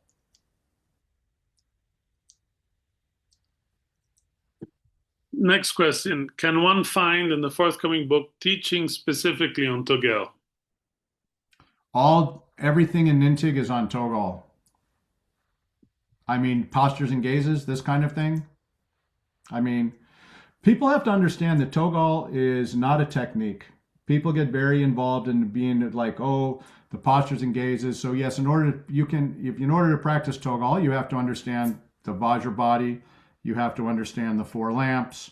You have to understand postures and gazes. But what's most important in understanding Togol is understanding the basis. That's why in so-called Tekcho teachings, we only get a very limited presentation of the basis in terms of the radiance of Rikpa. Whereas, for example, that's like, for example, in the Flight of the Garuda by Shabkar. He only really talks about the radiance of Rikpa there. In his 100 Gates of Samadhi, on the other hand, he goes into the 5 lights, the 5 Buddha families, the channel system, all of these things. So in order to really, the teaching of Togol is actually, if you read Buddhahood in This Life, for example, that's basically Togol. I mean, it has all of this stuff that you have to understand in order to be able to sit in these postures for hours and days and years. So we should understand that Togol is not a technique. Togol and Tekchod cannot be separated. There's a tantra called the Longsel Nima Barma Gyud. And in there it says 2 things. It says, 1, there is no Tekchod without Togol and no Togol without Tekchod. It also states very clearly that one must stabilize Tekchod before one practices Togol. But you can't understand, and Longchenpa also makes the point in the Chuyingzud that the point of Tekchod and Togol are the same point, which is to nakedly expose Rikpa. And he throws shade on the idea that Togol is superior to Tekchod in that text. Now, in his earlier text, which is in the Sikten-zud and the Tekchod-zud, he does preserve this idea. He states there in his earlier text, but the Sikten-zud is Longchenpa's, and the commentary is Longchenpa's definitive statement of his understanding of Dzogchen. And in there, he really throws shade on this idea that there really is this kind of superiority of one over the other. So we should abandon this idea. And we should also abandon being obsessed with Togol. Because Khenpo Nakchon says is that these days Togol is mainly for recognizing the bardo of Dharmata, because very few people are going to be diligent enough to achieve rainbow body in this life. And so that means the average practitioner, that the inferior practitioner, needs to go into retreat for at least 12 years, not talking to anyone, practicing only Tekchöden Togol in order to achieve rainbow body. And most of us aren't going to make that commitment in this life because we have other human, but it doesn't matter, because it very clearly states in the Rigpa Rangshar Tantra that of the 21 classes of liberation, the first two, the best of the best, they achieve rainbow body in this life. The second best achieve rainbow body at the time of death. Everybody else, except for the last two, they achieve rainbow body or the equivalent in the bardo of Dharmata, which has led Norbert Bichet to say on more than one occasion, most Dzogchen practitioners achieve liberation in the bardo of Dharmata. So we have to understand why we're practicing Togol, and we're practicing Togol primarily so that we can recognize the bardo of Dharmata when we pass away. And in that case, we don't have to practice that much Togol. We just have to have confidence in the sort of our own Dharmata manifesting through our channel system as an exteriorized vision, which is actually happening inside of our Vajra body. If we have this idea, then we'll be fine and we can relax, because now we have a very clear idea of what our Rigpa is, etc. So, but we should not be too obsessed with the exotica of Dzogchen, actually. We should understand it. It's important, because actually practicing Tekchö is not so easy if you haven't had Togol instructions, to be quite frank. Next question. Can you please expand on the meaning of direct perception of Dharmata? Direct perception of Dharmata is an experience of the radiance or luminosity of your Rigpa, which manifests from your heart chakra through your eyes externally.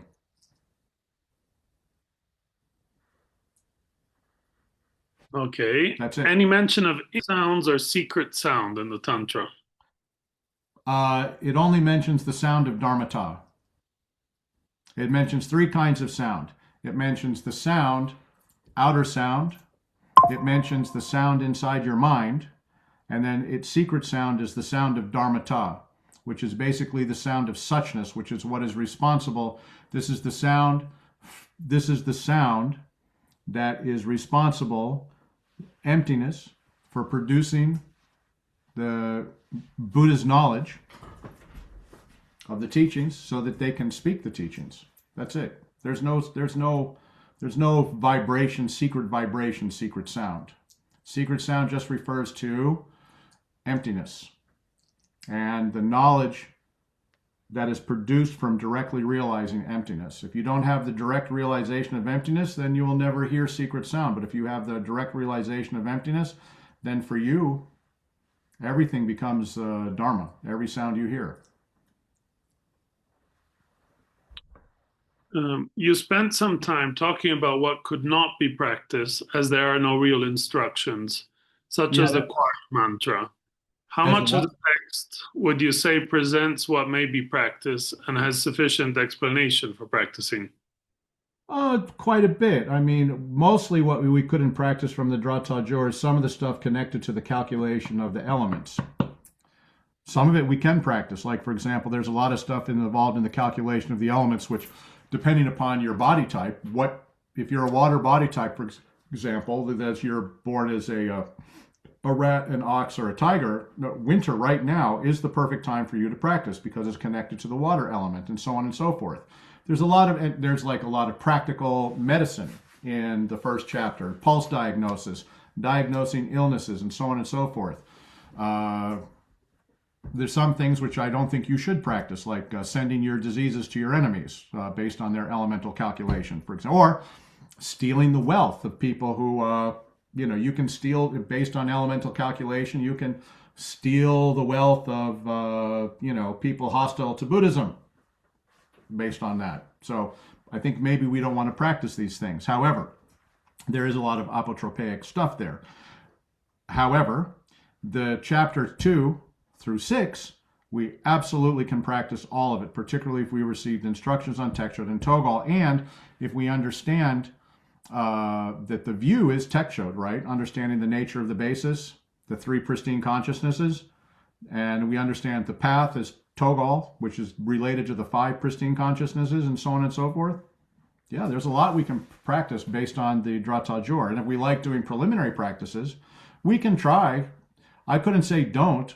We can try practicing related on the five transmissions of sound that are given in the chapter in reply 4. I haven't done that, but you can try. I encourage it. If you have 6 months to go and recite atom or quark or boson, go for it. Next question. Should we read this Tantra to derive the intended benefits? Actually, the Tantra itself says even if you just carry it around, it's going to have benefits. If you just have it like a pocketbook, tie it on your crown or wear it underneath your arm. You know, it's also a doctrinal. This Tantra is also a doctrinal. So, you know, the Tantra itself has benefits beyond just reading it. And yes, it does say it should be recited. Just like, you know, the aspiration of Samantabhadra or all these other things. The Say Chikpagyud, it says you should sit down and you should have a Gana Puja and you should recite this text. That's why at some point after the text is published, you know, I'll probably arrange Drata Gyur recitation just to benefit people who have received the transmission. Because I have the lung. I have the lung from Chogyal Namkhai Norbu, as many people do. And I also believe strongly that the person who translates a text should give the lung of that text, so it's a living tradition. So yes, I'm going to give the lung of this myself. People may think this is very arrogant, but I don't care. I have my responsibility. They can do what they like. Could you comment on your upcoming course at Wisdom on the 9 yanas? Yes, of course. This is my course, which shows that it's based mostly on that book I've been talking about from the Dorsen Namkai, Sri Singha's. It has 3 parts. So the main part of this is Sri Singha's refutation of the 8 or 9 yanas in the Dorsen Namkai. Then there's a section of it where I pull from reply 44 of the first chapter, where the Vimala Mitra goes through and systematically refutes the 9 yanas altogether, including Hatha Yoga. That is, some positions of Hatha Yoga. He doesn't refute Semde per se, obviously, because he quotes the Dorsen Namkai in this place and that. And then there's a text from the Zamo Yangtik at the end, which is Longchenpa's fully developed wings of the Garuda, Sogzok, Kyungchen Sogzok, where he basically goes through and says, you know, if you don't have this understanding of direct perception of Dharmata, whatever you're doing is, you know, it's not going to lead you to the result. So the point there is I go through systematically explain what the views are of the 9 yanas, and then how these are shown to be obscurations and deviations in Dzogchen. Thank you. What is the difference between yin and shi? The difference between yin and shi, I mean, there is no difference. The ji, I mean, you're talking about the Dharmadhatu. So the basis in this context is what we call the yin. It's the Dharmadhatu. Okay. Do we know which tantras Vimala Mitra left in Kashmir? Was the Yes. Ati Kodpa Great Array of Ati Tantra, for example? That's it. As far as we know, it only mentions that one, which was the largest tantra of Dzogchen. He left that in Kashmir, supposedly. Is your feeling this will be found one day in Tibet or elsewhere? My personal opinion is that if it existed, it's been snatched back and reshelved in the Khandropesud, Library of the Dakinis.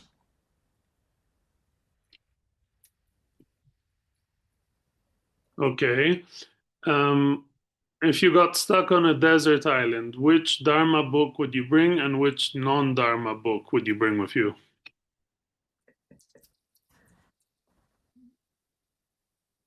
Well, I wouldn't bring any non-Dharma books with me, but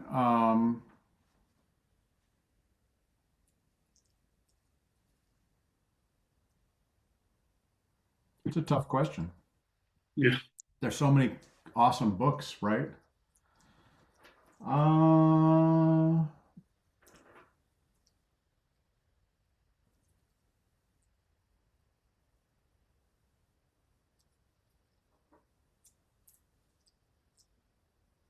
Excluding practice texts, right?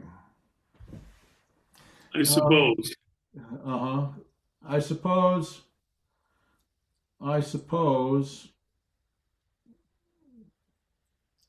I would wish for a bound volume of all the long cell together in one book, and I would bring that. I'd just glue all the volumes of long cell together with super glue, and I would bring that. I would count as one. Well, once I've super glued them all together, Yeah. definitely Six. they count as one. Okay. Somebody wants access to the Library of Dakinis and asks how it's possible to get there. You have to become a Mahasiddha. Okay. Then, how practical is the Tantra on explanations on the experience of direct perception of Dharmata in the context of sound specifically? Sound, keep on telling people. I mean, there are methods for practicing with sound that will help you have direct perception of Dharmata here because it'll exhaust your physical elements. That's clearly stated in that section 4 on Dra. In fact, here, let me just pull it up for you. Benefit of sound. The body of the yogi who trains in the sounds cannot be harmed by weapons such as the discus lance and so on, and can overcome poisons such as prepared poisons, heavy metal poisons, intoxicating poisons, imbibed poisons, contact poisons, fatal poisons, spoiled meat, poisonous vapors, and various common and special poisons. The yogi becomes expert in insentient sounds, which include earth, water, fire, air, the sounds of sentient beings, including the bodies of the 6 kinds of migrating beings. Basically saying if you train in sound in this way, then you can. But we don't need to do this. And one of the reasons why these manuals didn't survive is because there are easier ways to do this than what is described in reply 4, chapter 1. So I mean, people are obsessed with sound somehow, but and sound is important. We have Song of the Vajra, which is important. There's other things. The Song of the Vajra itself is the best way to realize your real nature through sound. What else do we need? In my opinion. You might be different. I don't know who asked the question, but anyway. So I think if you want to realize your real nature through sound, just sing Song of the Vajra or the Vajraguru mantra or any kind of medicine Buddha mantra. All of these are enunciated by enlightened beings, awakened Buddhas. So people are obsessed with this kind of thing and that kind of thing. We actually have to, one of the things about Dzogchen is we have to simplify everything. And people like elaborations, they get more and more complicated. Also, I get more and more complicated. You know, sometimes it's good to get complicated, but we can't always be complicated. Because eventually we're going to die. And when we die, all these people, oh, can you please teach Poa? I'm always a little resistant. And the reason why I'm a little resistant is that I'm not sure that anybody I've done Poa. I did like retreat and somebody stuck a stalk of grass in my head and said, yeah, oh, it's a little soft up there. I guess you're okay. You pass. But Poa means you have to be like right on it. You have to be like really, most people are quite confused at the time of their death and can't do Poa for themselves. So I'm a little resistant to teach Poa for this reason, because mainly, and And Norma Boucher was pretty clear about Poa. He said, you know, you do Poa, there has to be a sign, like a little chunk of their skull has to come out. Otherwise, you weren't successful. So the requirements, everybody thinks it's easy. Oh, I'm going to go. I've seen chaplains go, oh, I'm going to go to Poa for somebody at hospital. I'm like, okay, good luck. You're sitting there shouting Hiken Ka and Hiken Ka and Hiken Ka. Hopefully they're a Buddhist and not just like some terrified Christian who's wondering why you're screaming at them in a hospital room. You know, I'd rather go sing a Song of the Vajra to somebody. At least it sounds nice, kind of like Amazing Grace, right? Hey, ma, etc. It's a little better, I think. Next question. Okay, there's some thanks coming in for your clear explanations and precious. And then, could you explain the difference, if any, between interiorized and exteriorized clarity for practice? Yes. We have no need of practicing it at all if our clarity is interiorized. Number one. Because it's interiorized and the basis hasn't, the youthful boss body hasn't been rent open. So we only need to practice if our clarity has been exteriorized through our non-recognition of our primordial state. Then we had hoped we'd better practice, because the whole point. So we can understand Dzogchen practice as being like a pulsation. First, we have interiorized clarity. And even Buddhists, there's actually a section in the Drātal Gyur commentary which explains how it is that the universe manifests, because Buddhists don't recognize their own state. And some Buddhists slip into exteriorization. So if Buddhists slip into exteriorization, how much more are we going to slip into that? So we have this consciousness, this neutral consciousness of the basis, which rises up out of the basis. At that moment, our clarity is exteriorized.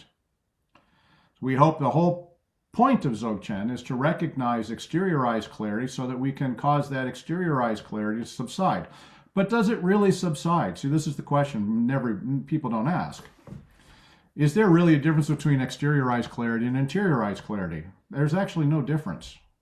Actually, clarity was never really exteriorized. But there are two modes. There's the mode where we're unconscious. They call this the ignorance of the same identical cause, where we don't know. Actually, it comes up in chapter 2. We don't know our own state. Then all of a sudden we have the second ignorance, which is the connate ignorance. Now we know our own state because we kind of woke up. And we look around and we see that there's appearances, and we recognize that they're our own clarity. Then that clarity never really becomes exteriorized. But if we don't recognize that clarity as being our own state, then now we have all of the experiences of the 6 realms that we go through from beginningless time until the end of time.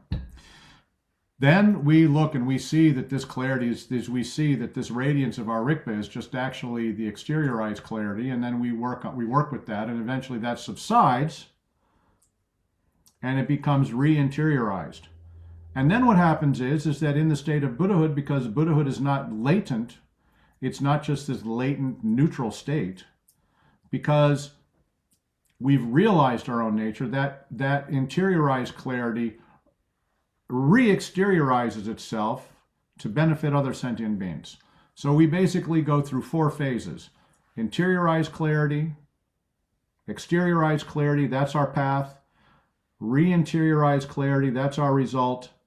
And the expression of the result is the re-exteriorization of our clarity, only this time as Buddhas and Bodhisattvas and whatever is beneficial to help sentient beings.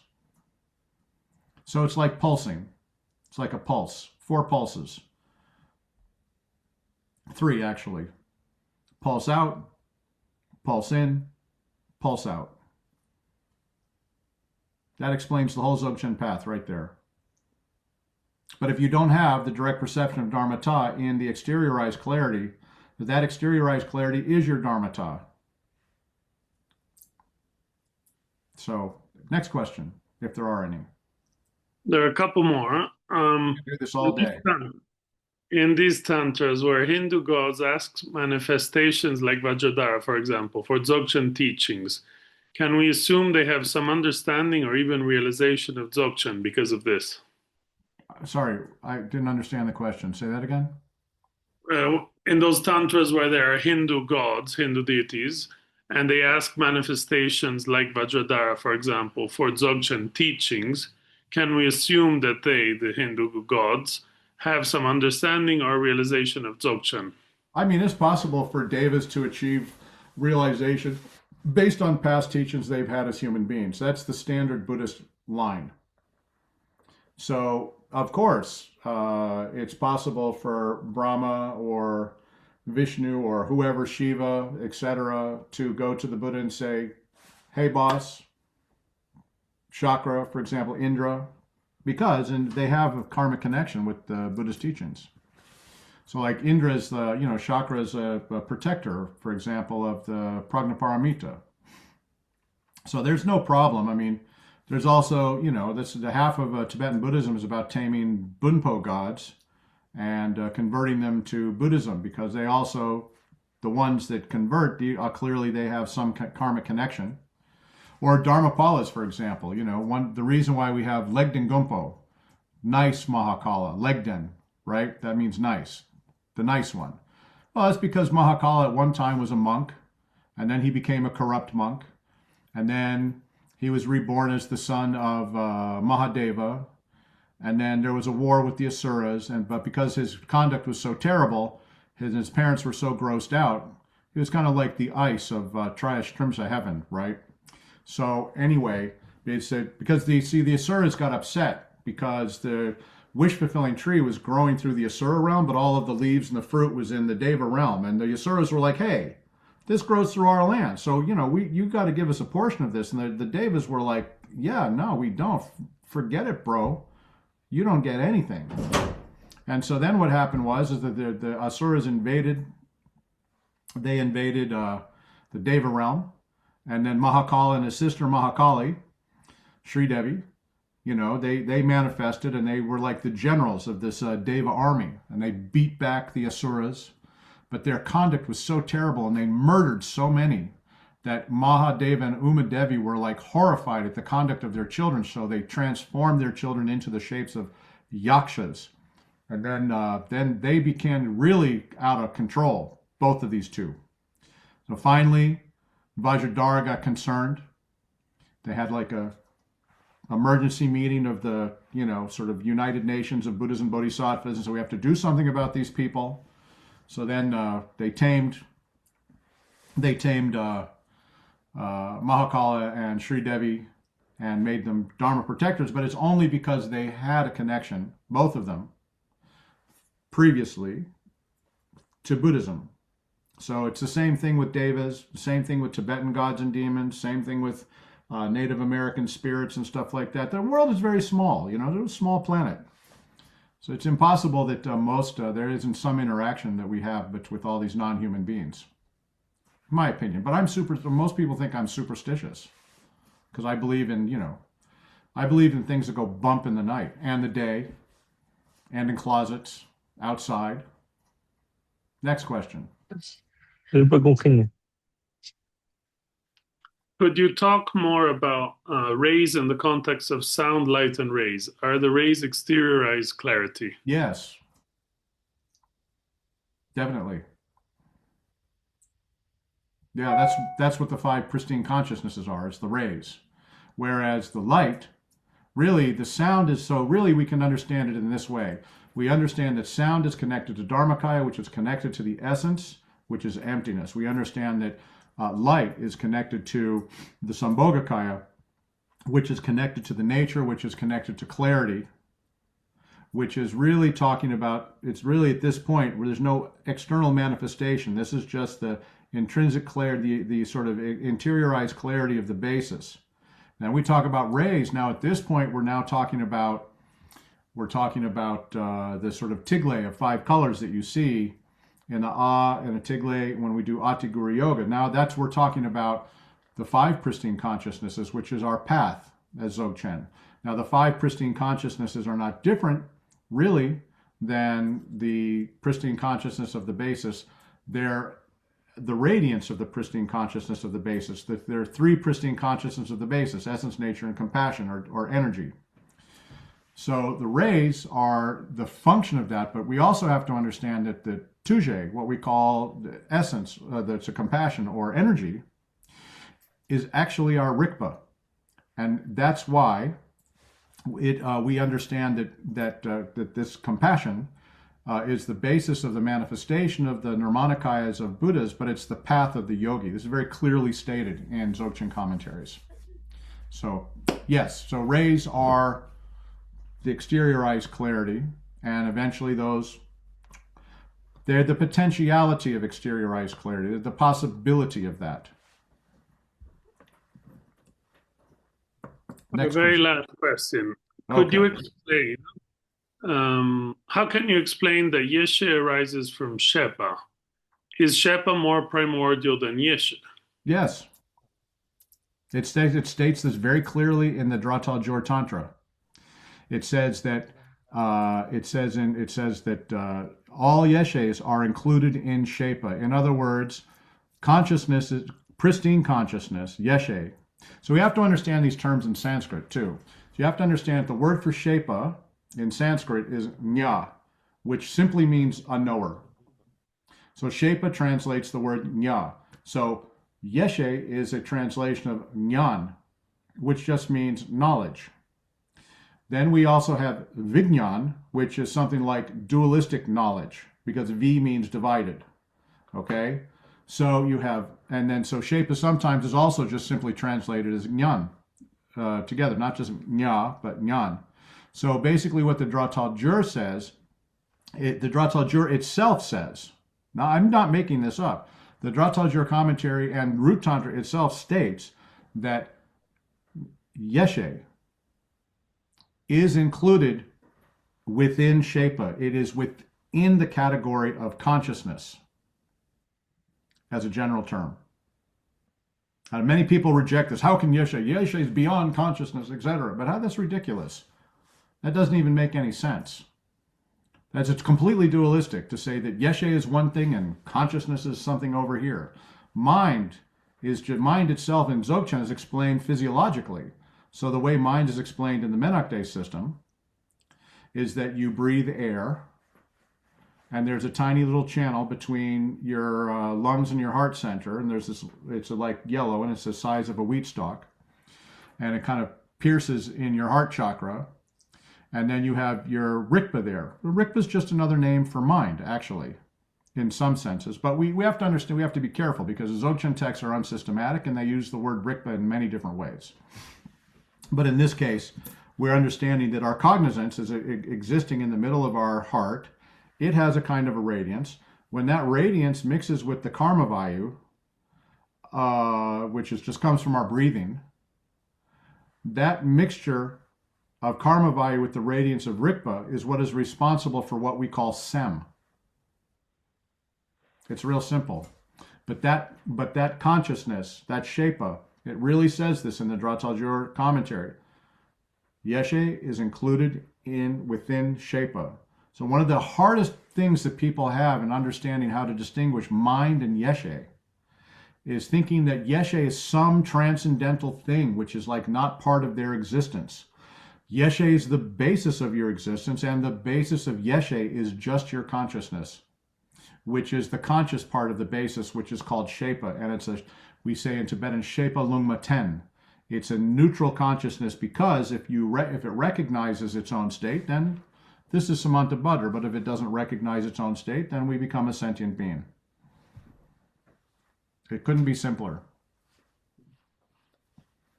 This is why you shouldn't pay any attention, This is why you shouldn't pay any attention to what so-called Dzogchen philosophers say about Dzogchen. The people in the West who write about all this bullshit, frankly, about Dzogchen philosophy and so on and so forth, they have no idea what they're talking about, because Dzogchen is fundamentally a method of achieving realization based upon the fact that you have a human body. So you have to understand your human body in order to understand Dzogchen. Dzogchen is not an intellectual exercise, even though, of course, we have tenet systems and refutations and blah, blah, blah, blah, blah, blah, blah. But ultimately speaking, Dzogchen is a body method, just like all Vajrayana is a body method to realize our own nature. We just don't really necessarily do very much with creation and completion stage. But we still have the same understanding of this channel system of the body and so on and so forth. And if we need to use it, we can use any completion stage practices that we need to help us understand better our real nature. Okay, so lecture over. Unless there's another question. Like I said, I can do this all day. No more questions typed out. Okay, see, okay, so I guess we're done then. We're done. It's 2 hours clean. And Perfect. thank I you. like being on time. The boss, Rinpoche, he was always very precisely on time. Very punctual, yes. Yeah. All right. Well, thank you very much for everybody coming. I want to thank Shang Shung for having me on so I can sort of unsystematically share some of what we've been doing. John Young, thank you very much for helping arrange this. No, thank you, Malcolm. And, as I mentioned to you, of course, you're always welcome back, and even before your next book. And also, you mentioned several times today during your lecture the founder of Shang Shung UK, and who was our master, many of us listening today, and who was one of your root teachers, Namkha My Norbu. root guru, not just Your one, root- the. Yeah. And we mentioned also the series of talks we're doing honoring Sujal Namkha Norbu, and I'd like to invite you to give a talk on how you place him within, since you know so much about lineages and transmissions and the importance that Namkha Norbu had as a teacher and his legacy and his writings and his teaching. So at Love some to. point, it's an open invitation, and we Yeah, can love discuss. to. Yeah, Thank you very much. As a Vajrayana practitioner, one of the things it said is like there's never any fault about going on and on and on and on about appraising the qualities of your guru. So I'm happy to praise the qualities of my guru until the cows come home, as they say in the United States. That just means all day. But Okay, so we have another lecture to look forward to with Malcolm at some point. And thank you, everybody, for joining from all over the world. I realize some of you came in late, probably some time zone confusion, etc. But this lecture will be put up on our YouTube channel, Shang Shung UK on YouTube. It'll be put up very soon. I specifically asked the tech people to get it done. So I think within the end of next week, if you want to share it, and it'll be open access and free for everybody. So thank you, Malcolm. Thank you, everybody. Have a lovely day or evening wherever you are. Thank you all.